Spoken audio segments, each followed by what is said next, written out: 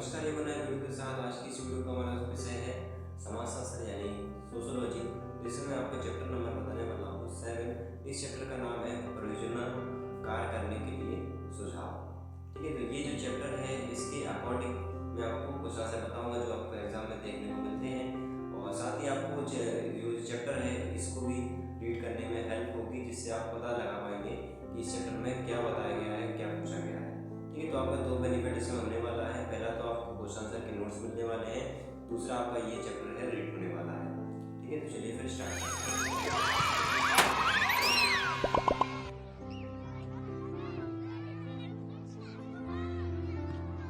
इस चैप्टर के सबसे पहले मैं आपको अति लघु उत्तरी बताने वाला हूँ। तो पहला इसमें प्रश्न पूछा गया है, प्रेक्षण पद्धति के 3 उद्देश्य बताइए, अथवा ऐसे भी आ सकता है प्रेक्षण पद्धति के प्रमुख उद्देश्य बताइए। ठीक है, तो दोनों प्रश्नों में उद्देश्य के बारे में पूछा गया है। पहला इसका उद्देश्य हो गया समय की निश्चित अवधि में बच्चों के विकास और कौशल में दक्षता प्राप्त करने की क्षमता को मापना। दूसरा उद्देश्य सामूहिक व्यवहार का अध्ययन करना। तीसरा कार्य कारण संबंधों का पता लगाना। तो ये 3 उद्देश्य होगा इसके। उसके बाद देखिए दूसरा प्रश्न पूछा गया है, प्रक्षेपण पद्धति पर प्रकाश डालिए। तो इसके अंतर्गत मनोवैज्ञानिक अपने चारों ओर के वातावरण का सावधानीपूर्वक निरीक्षण करता है तथा वह व्यक्तियों एवं उनके व्यवहारों का भी प्रेक्षण करता है। तो इसमें यह बताया गया है कि व्यक्ति अपने मानसिक स्तर से चारों ओर के वातावरण को सावधानीपूर्वक देखता है, समझता है, फिर उसके बारे में व्यक्ति उसके साथ व्यवहार करता है उसी के अनुसार। ठीक है, तो अगला हम जानते हैं प्रश्न है सामाजिक सर्वेक्षण को परिभाषित कीजिए। तो काफ़ी सारे ऐसे प्रश्न हैं सामाजिक सर्वेक्षण से रिलेटेड, जैसे कि सामाजिक सर्वेक्षण से आप क्या समझते हैं, सर्वेक्षण पद्धति से आप क्या समझते हैं, सामाजिक शोध में सर्वेक्षण पद्धति की विवेचना कीजिए, सामाजिक शोध में सर्वेक्षण पद्धति को स्पष्ट कीजिए। तो इस तरीके के प्रश्न बनकर आ सकते हैं, तो आपको इसका उत्तर एक ही लिखना है। ठीक है, तो ये लिखना है आपको, सामाजिक सर्वेक्षण से तात्पर्य है सामाजिक विषयों का सर्वेक्षण विधि द्वारा अध्ययन करना, मतलब कि समाज के ही बारे में जानना है। एक प्रकार से सामाजिक सर्वेक्षणों का उपयोग परिकल्पना, निर्माण तथा परीक्षण दोनों में होता है। इसका प्रमुख प्रयोग अन्वेषण की ऐसी तकनीकी है जो प्रत्यक्ष अवलोकन द्वारा की जाती है। ठीक है, तो इसका प्रयोग क्या किया जाता है, समाज को निरीक्षण करने के लिए, सर्वेक्षण करने के लिए, मतलब कि जांच करने के लिए, एक प्रकार से सर्वे भी कहते हैं हम। फिर अगला प्रश्न है, प्रेक्षण पद्धति की भूमिका का उल्लेख कीजिए। प्रेक्षण पद्धति सामाजिक विज्ञान, मनोविज्ञान एवं सांख्यिकी आदि के क्षेत्र में उपयोग में लाई जाने वाली विधि है। इसमें एक नमूने का अध्ययन करके उस पर पूरी अवधि के विषय में निष्कर्ष निकाला जाता है। इस विधि में लिया गया स्वतंत्र चर अनुसंधानकर्ता के नियंत्रण में नहीं होता। ठीक है, तो इस पद्धति में जाना जाता है सामाजिक विज्ञान, मनोविज्ञान एवं सांख्यिकी आदि क्षेत्र में उपयोग लाई जाने वाली ये पद्धति होती है। फिर उसके बाद प्रश्न आता है, साक्षात्कार पद्धति क्या है। ऐसा भी आ सकता है, साक्षात्कार को परिभाषित कीजिए। साक्षात्कार से आप क्या समझते हैं। तो मैं आपको बेसिकली इजी लैंग्वेज में समझा देता हूँ। दो व्यक्ति आमने सामने मिलकर किसी मुद्दे या किसी बात को लेकर विचार करते हैं और विचारों को आदान प्रदान करते हैं, तो वह कहलाता है साक्षात्कार। ठीक है, तो वही यहाँ पर थोड़ी किताबी लैंग्वेज में यहाँ पर लिखा हुआ है कि यह एक व्यवस्थित पद्धति है जिसमें 2 या 2 से अधिक व्यक्ति किसी विशिष्ट उद्देश्य से अपने सामने संवाद, बातचीत और प्रतिक्रिया करते हैं। यह एक मनोवैज्ञानिक पद्धति है जिसमें साक्षात्कारकर्ता उत्तरदाता की भावनाओं, विचारों और दृष्टिकोणों और उसके व्यक्तित्व का अध्ययन करता है। यह एक सामाजिक प्रक्रिया भी है। ठीक है, तो ये उत्तर हो गया। उसके बाद सर्वेक्षण प्रणाली के प्रमुख आधारों का उल्लेख कीजिए। सर्वेक्षण प्रणाली क्या है। ठीक है, 2 तरह के प्रश्न आ सकते हैं। तो सर्वेक्षण उन व्यक्तियों के प्रतिदर्श के सीधे संपर्क पर आधारित है जिनकी विशेषताएं या दृष्टिकोण किसी विशिष्ट शोध के लिए प्रासंगिक है। सर्वेक्षण के लिए समग्र का चयन सर्वेक्षण के उद्देश्यों द्वारा निर्धारित किया जाता है। किसी भी व्यवहार संबंधी समस्याओं का अध्ययन करने के लिए उनसे प्रतिनिधित्वात्मक प्रतिदर्श लेकर सर्वेक्षण किया जाता है। ठीक है, तो सर्वेक्षण प्रणाली से एक प्रकार से सर्वे किया जाता है जहाँ पर जांच पड़ताल की जाती है विचारों को लेकर या व्यक्तियों को लेकर, है ना। तो ये कहलाता है सर्वेक्षण प्रणाली। उसके बाद प्रश्न आता है, छोटी शोध परियोजनाओं हेतु कुछ समाजशास्त्रीय मुद्दों का उल्लेख कीजिए। तो यहाँ पर आपने ये लिखा, छोटी शोध परियोजनाओं हेतु कुछ समाजशास्त्रीय मुद्दे निम्नलिखित कहते हैं। जैसे कि पहला है सामाजिक जीवन में संचार माध्यमों की भूमिका, दैनिक जीवन में उपयोग में आने वाले उपकरण एवं घरेलू कार्य। तीसरा, सार्वजनिक स्थानों का उपयोग। चौथा, भिन्न भिन्न आयु वर्गों की बदलती हुई आकांक्षाएं। पांचवा, सार्वजनिक परिवहन इत्यादि। मतलब कि कहने का अर्थ ये है कि जो आजकल जो चल रहा है वर्तमान, उसी के बारे में यहाँ पर जानकारी के बारे में बताया गया है। उसके बाद देखिए, साक्षात्कार पद्धति की सीमाएं बताइए। तो पहले तो है दोषपूर्ण स्मरण, ठीक है। दूसरा है गलत सूचनाओं की प्राप्ति की संभावना। तीसरा है हीनता की भावना। चौथा है व्यक्तिगत पक्षपात। ठीक है, तो ये इसकी सीमाएं हो गई हैं। फिर उसके बाद आता है साक्षात्कार प्रणाली के 3 गुण बताइए। पहला है साक्षात्कार द्वारा प्राप्त सामग्री ज़्यादा विश्वसनीय होती है। दूसरा, साक्षात्कार पद्धति द्वारा सभी स्तर के लोगों से सूचनाएं प्राप्त की जा सकती हैं। तीसरा, साक्षात्कार पद्धति एक लचीली पद्धति है जिसमें आवश्यकता अनुसार विषय, वस्तु एवं साक्षात्कार संचालन में परिवर्तन किया जा सकता है। ठीक है, तो ये चीज़ें हैं। जैसे कि आपको परिभाषा पता होगी इसकी, तो इसमें क्या करता है व्यक्ति सूचनाओं को आदान प्रदान करता है और एक दूसरे के बारे में जानता है, वही इसकी अपने गुण हो जाएंगे। ठीक है, एक एक लाइन करके लिख सकते हैं। फिर प्रश्न आता है सामाजिक अनुसंधान के चरण लिखिए। तो श्रीमती पीबी यंग के अनुसार सामाजिक अनुसंधान के निम्नलिखित चरण हैं।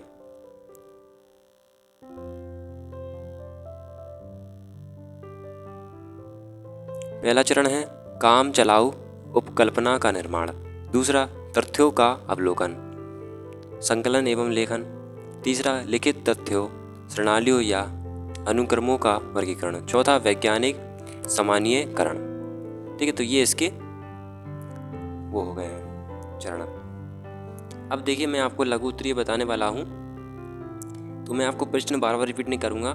जैसे मैंने आपको बता दिया शुरुआत से लेकर 5 तक, 1 से लेकर 5 तक मैं आपको क्वेश्चन पढ़ के बताऊंगा, फिर 1 से लेकर 5 तक मैं आपको आंसर बताऊंगा। ठीक है, तो पहले क्वेश्चन फिर सीधे सीधे आंसर। तो पहले हम क्वेश्चन को रीड कर लेते हैं, फिर मैं आपको आंसर बताने वाला हूँ। पहला प्रश्न है प्रोजेक्ट कार्य की परिभाषा दीजिए। दूसरा, परियोजना कार्य के गुण या लाभ कह सकते हैं, इनको बताइए। तीसरा, पद्धति का अर्थ एवं परिभाषा दीजिए। चौथा, पद्धति की प्रमुख विशेषताएं बताइए। पांचवा, समाजशास्त्र की प्रमुख पद्धतियों का उल्लेख कीजिए। ठीक है, अब हम इन पांचों के उत्तर जानने वाले हैं। प्रोजेक्ट कार्य का मतलब किसी खास लक्ष्य को हासिल करने के लिए किए जाने वाला कार्यों का समूह है। प्रोजेक्ट कार्य में कई तरह के संसाधन सम्मिलित होते हैं, जैसे कि समय, लोग और सामग्री।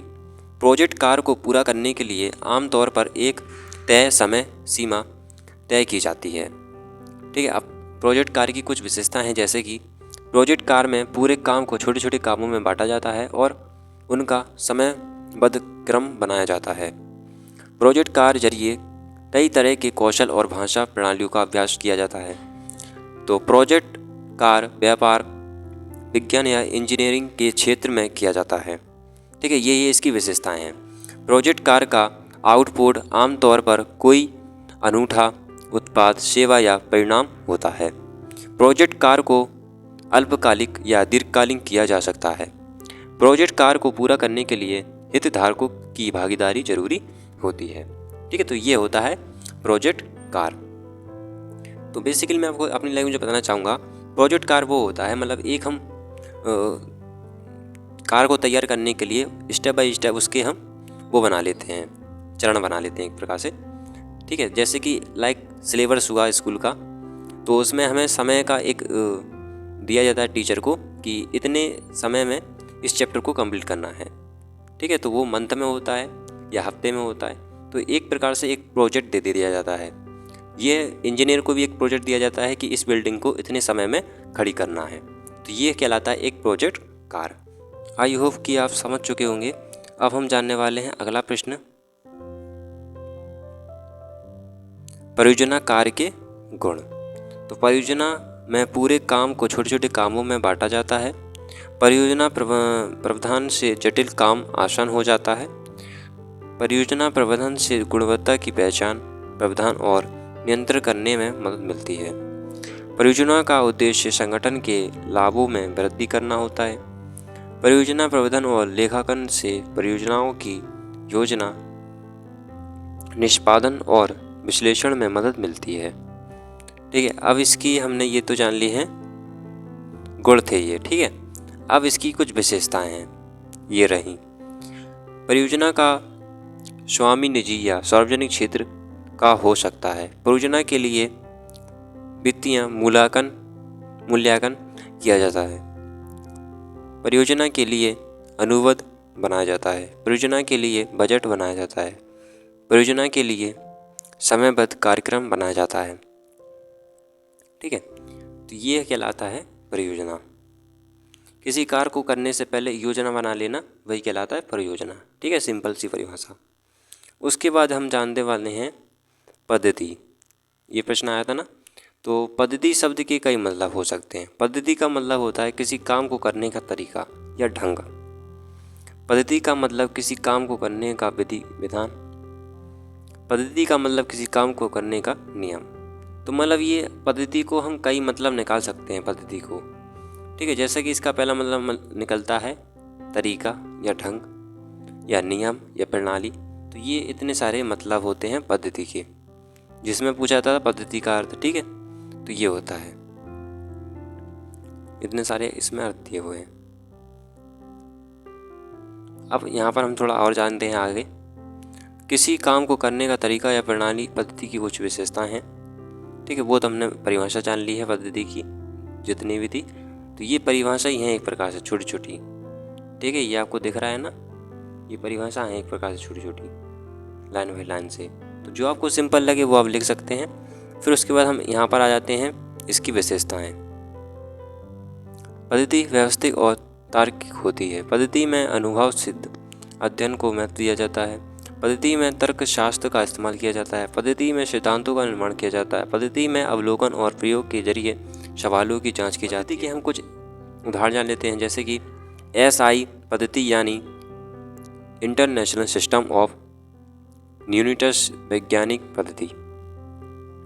तो SI पद्धति विशेषताएं, इसकी SI पद्धति की विशेषताएं ये हो गई, यह मात्रों का अंतर्राष्ट्रीय मानक है। यह MKS पद्धति का संशोधित रूप है। इसमें 7 मूल मात्रक और 2 पूरक मूल मात्रक होते हैं। इसमें भौतिक राशि का केवल एक मात्रक होता है। मतलब कि ये थोड़ा और ज़्यादा डीपली हो चुका है। बेसिकली आपको ये लिखना नहीं चाहें तो आप नहीं लिख सकते हैं। जैसे अगर लॉग में आ जाए तो आप जरूर लिखना ये SI पद्धति की विशेषताएं समेत। उसके बाद अगला प्रश्न आता है, समाजशास्त्र में शोध के लिए कई पद्धतियाँ अपनाई जाती हैं। इसमें कुछ प्रमुख पद्धतियाँ से ये रहीं, जैसे कि सामाजिक सर्वेक्षण, प्रयोगशाला आधारित प्रयोग, प्राकृतिक या क्षेत्र प्रयोग, डेटा का नमूना लेना, संग्रह करना और उसका विश्लेषण करना। अब इसका इस्तेमाल समाजशास्त्र में शोध के लिए इन पद्धतियों का इस्तेमाल किया जाता है। इस्तेमाल कैसे किया जाता है, देखिए। सामाजिक सर्वेक्षण में लोग से पहले यह तय प्रश्नों के जवाब किए जाते हैं। प्रयोगशाला आधारित प्रयोग में शोधकर्ता कृत्रिम परिस्थितियां बनाकर चरों में बदलाव करते हैं।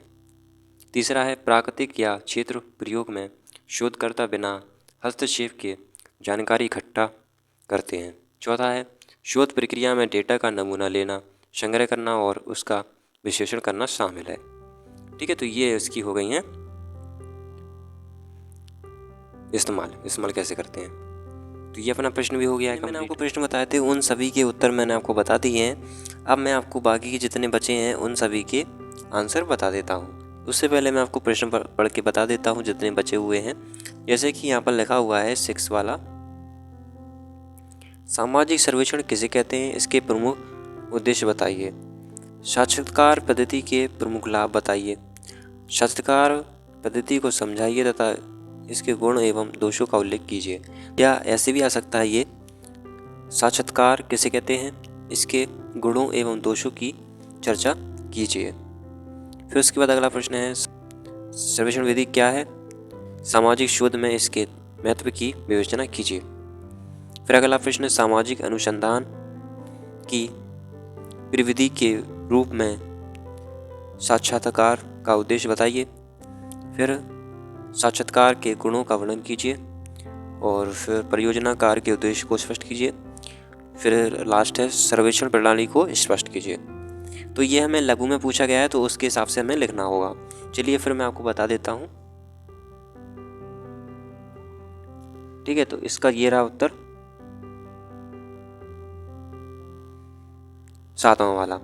सामाजिक सर्वेक्षण एक सहकारी प्रयास है जो निश्चित भौगोलिक सीमाओं एवं स्थिति रखने वाली सामाजिक समस्याओं तथा दशाओं के उपचार तथा अध्ययन में वैज्ञानिक पद्धति का प्रयोग करता है। साथ ही अपने तथ्यों, निष्कर्षों तथा सुझावों को इस तरह प्रसारित करता है कि वे यथासंभव समुदाय के सामान्य ज्ञान तथा बुद्धिमत्ता पूर्ण सहकारी क्रिया के बारे में जानकारी प्राप्त कर सकें। ठीक है, तो ये यहाँ पर प्रश्न हो गया है कंप्लीट। उसके बाद आ जाता है साक्षात्कार पद्धति के कई लाभ। तो इसमें जो पहला लाभ है, साक्षात्कार के जरिए गलतफहमी को दूर किया जा सकता है। दूसरा, साक्षात्कारकर्ता और साक्षात्कार लेने वाले के बीच तालमेल बनता है। फिर अगला है, साक्षात्कार के जरिए ताज़ी और प्राथमिक जानकारी मिलती है। फिर अगला है, साक्षात्कार से किसी व्यक्ति के व्यक्तित्व को समझने में मदद मिलती है। फिर साक्षात्कार से किसी व्यक्ति की समस्याओं का पता चलता है। साक्षात्कार से किसी विषय के बारे में लोगों की धारणाओं, विचारों, भावनाओं और समझ का पता चलता है। साक्षात्कार से लोगों के अनुभवों पर डेटा मिलता है। साक्षात्कार से लोगों को आवाज़ मिलती है और वे अपने विचार, भावनाओं और अनुभवों को अपने शब्दों में व्यक्त कर सकते हैं। ये रहा है उत्तर साक्षात्कार। इसमें हमें बताना है गुण और दोष, तो इसकी थोड़ी हम परिभाषा जान लेते हैं। साक्षात्कार एक संगठित बातचीत है जिसमें एक व्यक्ति सवाल पूछता है और दूसरा व्यक्ति उन सवालों का जवाब देता है। साक्षात्कार का इस्तेमाल कई तरह से किया जा सकता है, जैसे नौकरी के लिए, शोध के लिए और मनोचिकित्सा में। ठीक है, तो इन सभी में किया जाता है इसका प्रयोग। इसके गुण और दोष हम जान लेते हैं। तो साक्षात्कार के जरिए किसी व्यक्ति के बारे में ज़्यादा जानकारी मिलती है। दूसरा, साक्षात्कार के जरिए किसी व्यक्ति के नौकरी से जुड़े ज्ञान, क्षमताओं और शोध कौशल का आकलन किया जा सकता है। अगला, साक्षात्कार के जरिए किसी व्यक्ति के व्यक्तित्व, प्रेरणा और पारस्परिक कौशल का अध्ययन किया जा सकता है। अगला, साक्षात्कारकर्ता और प्रतिभागी दोनों पक्षपातपूर्ण हो सकते हैं। अगला, साक्षात्कार में मूल्यांकन ज़्यादातर व्यक्तिपरक होता है। फिर है, साक्षात्कार में मूल्यांकन में सतत अनुरूपता नहीं होती। फिर है, साक्षात्कार में साक्षात्कारकर्ता का निर्णय महत्वपूर्ण भूमिका निभाता है। साक्षात्कार महंगा और समय लेने वाला हो सकता है।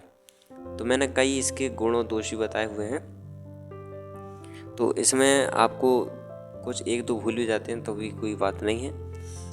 ठीक है, तो इसमें मैं काफ़ी सारे बताए हैं जिससे कि आप लिख सकें। ये थोड़ा बड़ा है क्योंकि ये हम लघु में लिख रहे हैं। अति लघु में तो वैसे काफ़ी छोटा हो जाता है। जितना पूछे उतने हमें आंसर देना है एग्ज़ाम में, और टाइम का हमें विशेष ध्यान देना है। ठीक है, फिर उसके बाद अगला प्रश्न है, प्रश्न तो मैंने आपको बता दिया था, उसका ये उत्तर रहा है। सामाजिक अनुसंधान में साक्षात्कार का मकसद किसी विषय पर जानकारी हासिल करना होता है। साक्षात्कार के जरिए शोधकर्ता लोगों से सीधे बात करके उनके अनुभव, राय और दृष्टिकोण जानता है। साक्षात्कार से मिली जानकारी का इस्तेमाल शोध निष्कर्षों, सिद्धांतों और नीति सिफारिशों को बनाने में किया जाता है। साक्षात्कार के जरिए शोधकर्ता ये काम कर सकता है। ठीक है, तो पहला इसमें बताया गया है, इसकी विशेषताएं भी कह सकते हैं।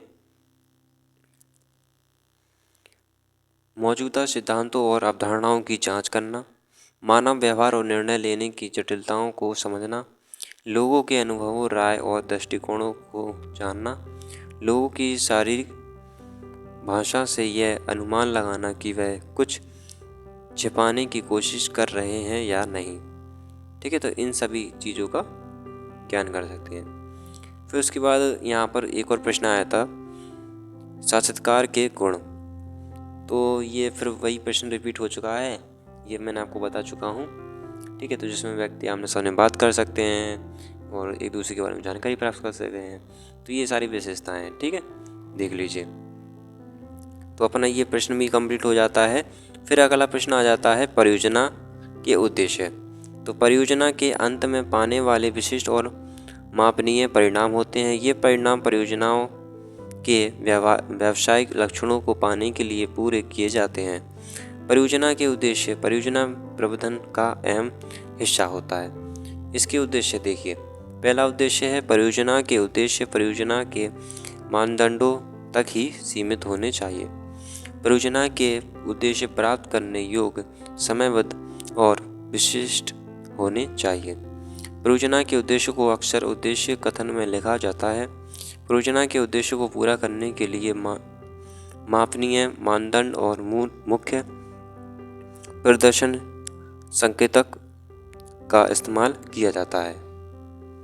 ठीक है, इसका कुछ उदाहरण है, जैसे कि बिक्री में वृद्धि, नया उत्पाद डिजाइन करना और जारी करना, उत्पादकता या प्रेरणा का बढ़ाना, गैर लाभकारी धन उगारना, बाढ़ नियंत्रण, मृदा अपरदन पर रोक।